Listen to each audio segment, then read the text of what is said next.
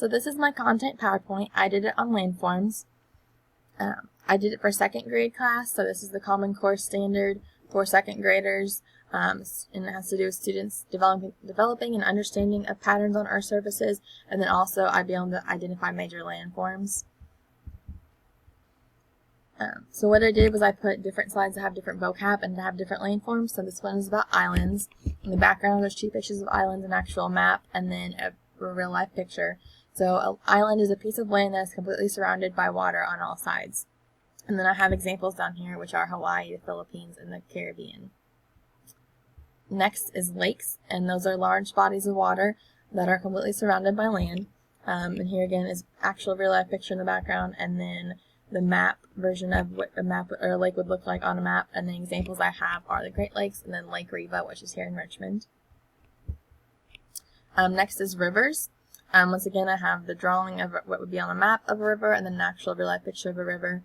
And the definition is usually a long stream of water that runs through land to another body of water. And then the examples are the Ohio River and then the Kentucky River, which I also pass when I come to school when I come back to Richmond. The next is the plains, which are large areas of flat grassy land.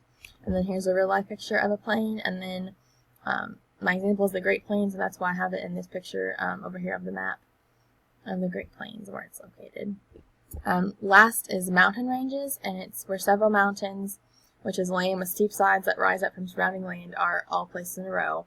And my example is the Smoky Mountain and the Appalachian Mountain, just because those are 2 that I know off the top of my head that are in this area.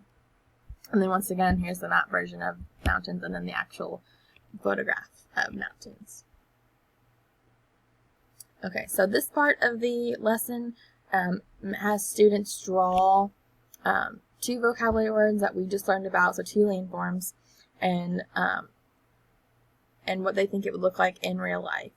And then to make sure they use colors. So they can use, here's options of different pen colors they can use, and they can come and draw on here, like if they wanted to do a river. This is my bad attempt at a river. And come in there and draw that, and then go back in and make sure they color it. Just like that. And if you're doing this on something like an iPad instead of a computer, it would work a lot better because students can use your finger. So they're going to draw 2. So they could do that, and they could do, also they could do a plane, or they could do a mountain, or any of the others that were previously listed. So I'm going to do those 4. Those are going to be my mountains. Okay, so those are my 3 mountains there. And then that would be it. And then you could just have students talk about what they decide to draw.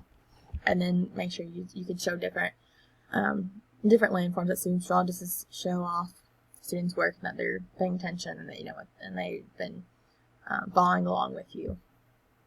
So next is a poll that I created, and it's which landform do you think would be best to live next to or on? And students are going to vote which one of these they believe would be best to live on, answering the question, and then they're going to explain why, and as a discussion in class, and they need to be prepared to explain why they picked what they picked, not just pick a random answer. Okay, and then last, after that discussion, you're going to have a quiz with your students. If they are in groups, because there aren't enough iPads, they could do it as groups. That wouldn't be a big deal, as long as they agreed. And they could get through that with communicating with one another. So the first question is, what is this an example of? And there's a picture up here. Let's do that. And it's still kind of hard to see. But it is I guess I need to fix that. But it is an island. That would be the correct answer for this one. And then these are the same pictures from the PowerPoint, and it would look different if I wasn't on my computer, if I was doing a presentation version of this in a smartboard. So what do you think would be a benefit to living next to this landform? And it's the map version of the river. That would be the correct answer. And then next is a blank is large body of water that is surrounded by land. And this is the picture as well. And they should be able, even if you don't have the picture, they should be remembering the definitions as well, because they do need to know those. That would be lake. And this question, a mountain range is blank. An example of a mountain range is the Smoky Mountains. So, oh, you can't see all of that, but it goes off the screen, but it's the Smoky Mountains. So it would be several mountains. This is kind of a giveaway because it uses mountain twice in the question, but several mountains, and that's the definition of mountains, which they should need to know. And then what is a real life example of what is represented in this picture? And once again, it has the writing on there, even though you can't see it great, and it's plain. And even if you can't see the picture great, you can rule out that is a big. It's the darker part is in the middle of the country, so it wouldn't be an island or a river, it'd be plain. And these are just my references. I know it gets cut off over here of everything that I use, the pictures and anything else that I use within this PowerPoint. Alright, thank you for watching.